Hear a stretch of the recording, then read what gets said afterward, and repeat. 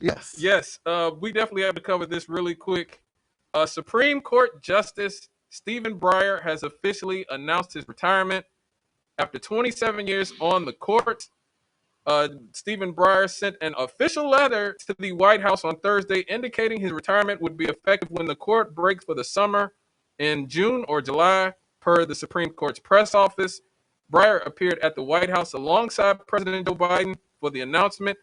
Biden also said he intends to nominate the first black woman to the Supreme Court, and this is what his press secretary had to say about that.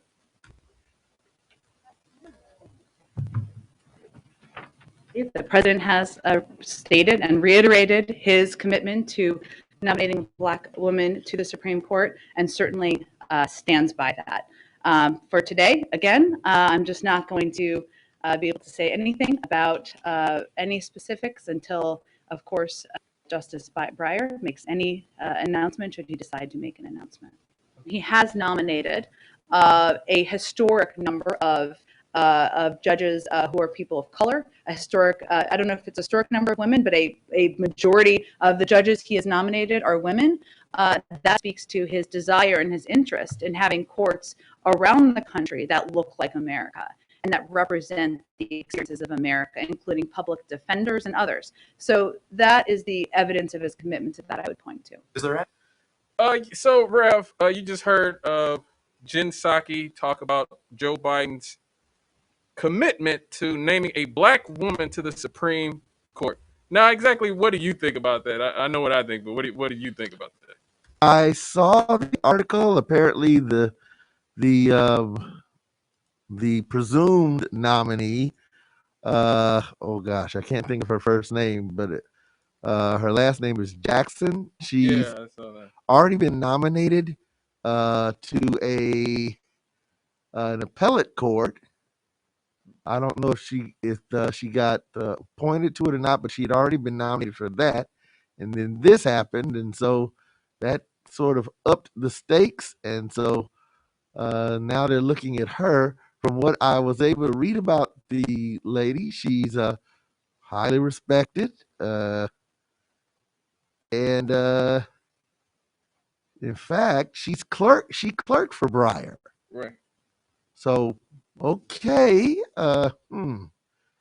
I wish it weren't such a blatant pander move. I guess you know because I know it's somewhere in the whole conversation about that, there's going to be a ruckus from somebody else saying, "Well, why is it got to be a black woman? Why can't it be a Native American person?" Or what about a trans person or Oh a yeah. lesbian person? Because she's married to a white guy with two kids, so she what do they call it? Cisgender female. Oh yeah. She's a natural woman. Yeah.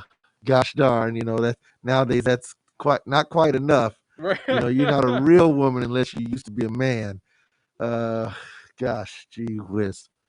But like I said, from what I saw of her record, she looks like she qualified to serve. So hey, I go mean, for it. Shoot your shot. I agree. I mean, I'm hoping she's qualified. Hopefully, it's somebody who's a pro labor person who's not a corporate lackey like even RBG and Breyer and a lot of those people were, when it came to labor issues, they ruled against. They were known voting against the interest of labor. But more than anything, like you said, this is a pure pander move. Yeah. And this is what for me personally, I'm done with the sort of token culture. I'm done with Kamala Harris. I'm done with Barack Obama. I'm done with just seeing a black person in a high place. I'm done with sort of liberal sort of you know, doing this to pacify black people in lieu of things that will actually improve the conditions of our black community. Right. Like Joe Biden isn't talking about the George Floyd Justice and Policing Act anymore.